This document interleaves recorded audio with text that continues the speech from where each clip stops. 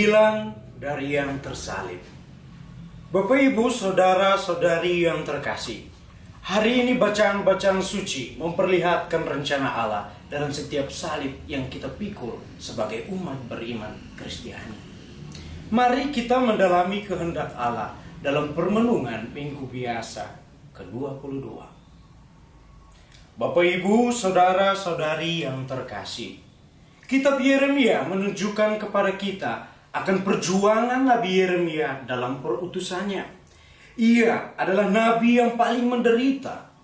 Keluh kesah yang dilentumkan oleh Nabi Yeremia mau menegaskan bahwa dirinya yang dipilih Tuhan itu mengalami penderitaan yang dahsyat dalam mewartakan sabda Allah.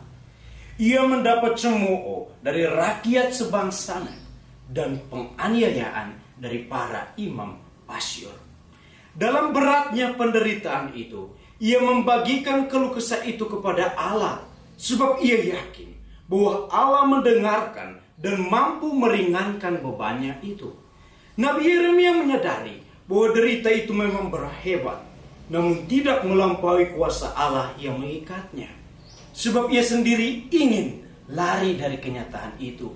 Namun setiap kali berpikiran untuk tidak memikirkan Tuhan dan tidak mau mengucapkan firman-Nya, ia seperti dibakar oleh api yang menyala-nyala, dan itu lebih berat untuk menahan daripadanya.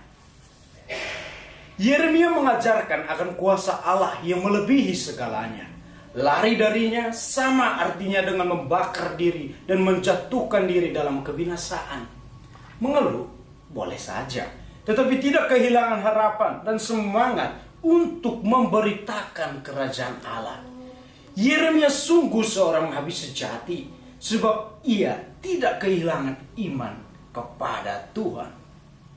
Kita juga tentu dihadapkan dengan berbagai macam penderitaan dalam mengikuti Kristus yang mungkin saja membuat kita gelisah, dan bahkan kita ingin supaya Allah menjauhkan salib itu dari kita. Menjawab kegelisahan ini, Rasul Paulus dalam suratnya kepada jemaat di Roma menegaskan agar kita tidak menjadi serupa dengan pikiran dunia ini. Ia mengajak kita untuk mampu membedakan mana kehendak Allah dan mana yang bukan kehendaknya. Oleh karena itu, Paulus menasihati kita untuk mempersembahkan tubuh yang adalah lambang kerapuhan kita menjadi persembahan kepada Allah sebagai tubuh yang hidup, yang kudus, yang berkenan kepada Allah. Persembahan itu nyata dalam komunikasi kita kepada Allah sebagaimana Yeremia, dan kesadaran sebagai milik kepunyaan Allah sebagaimana Paulus dengan menyesuaikan dengan rencana Allah dalam seluruh dimensi kehidupan kita. Inilah bukti lambang persembahan diri dan cinta kita terhadap Allah, dan salib adalah jalannya. Kita mampu mempersembahkan tubuh kita sebagai yang hidup, yang kudus, yang berkenan bila kita mau menerima salib dan kehendak Allah. Penginjil Matius menasihatkan kita untuk berani memikul salib hidup kita. Ia mengetengahkan kepada kita bagaimana Yesus, Sang Mesias, yang merendahkan dirinya dan menerima salib demi keselamatan umat manusia. Melalui salib, Yesus menyatakan kepada para murid rencana dan kehendak Allah. Sungguh suatu hal yang mengejutkan bagi Petrus, sehingga ia menarik Yesus ke samping dan menegurnya.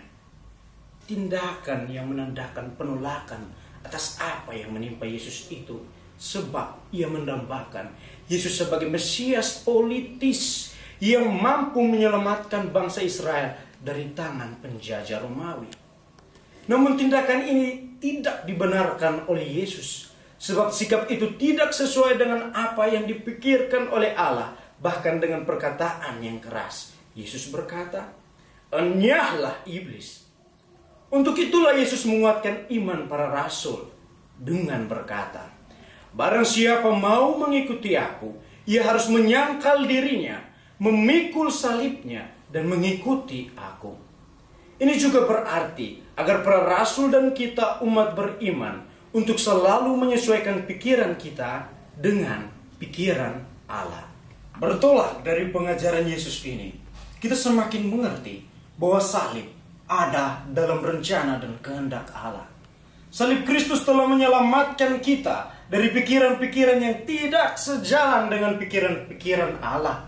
Untuk itulah sangat tepat bagi kita untuk menjunjung tinggi salib, sebab salib adalah kemenangan.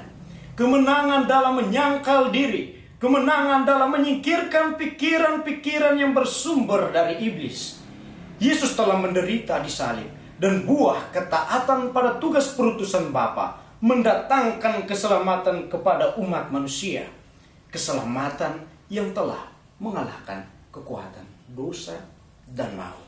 Bapak, Ibu, saudara-saudari yang terkasih, Santo Fransiskus dari Assisi adalah salah satu contoh orang kudus yang menjawab panggilan dari salib, dan sungguh ada resiko yang diterimanya.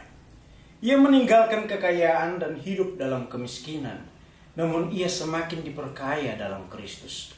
Dalam doanya, ia meminta petunjuk kepada Allah.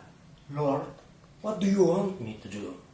Ia bertanya, dan Allah menunjukkan jalan, memampukannya untuk melihat setiap makhluk ciptaan sebagai saudara yang patut dihargai dan dicintai. Panggilan dari salib kini tetap bergema. Panggilan dari salib bukan tugas perutusan yang mudah. Tugas itu mengandung tantangan, yakni bagaimana belajar untuk sepikiran dengan Allah.